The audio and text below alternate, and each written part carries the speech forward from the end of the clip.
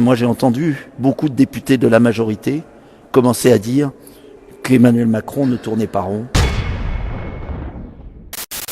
Nicolas Dupont-Aignan, président du parti Debout la France, mais également député, s'est fendu d'une petite vidéo en direct de l'Assemblée nationale, depuis la salle des pas perdus plus exactement, vidéo dans laquelle il laisse entendre que la Macronie est en pleine panique. Et au passage, il égratigne aussi Olivier Véran, ça mange pas de pain et ça fait toujours plaisir. Je vous laisse écouter tout ça. On a les syndicats qui proposent des solutions, notamment M. Berger, qui a proposé une pause, qui veut dire une suspension de la réforme, qu'il espère définitive, mais qui est déjà un compromis de sa part. Eh bien, Olivier Véran, que vous connaissez bien et qui nous a enfermés et qui a menti comme un arracheur de dents toute la crise du Covid, et qui devrait être trahi devant la Cour de justice de la République. Comment vous dire ? Eh bien, Olivier Véran a fait un bras d'honneur à la proposition de compromis.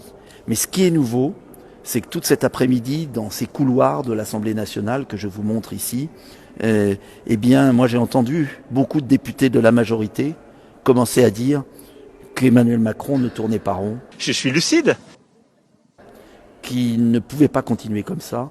Et le MoDem a demandé au gouvernement et à Emmanuel Macron d'accepter cette main tendue des syndicats.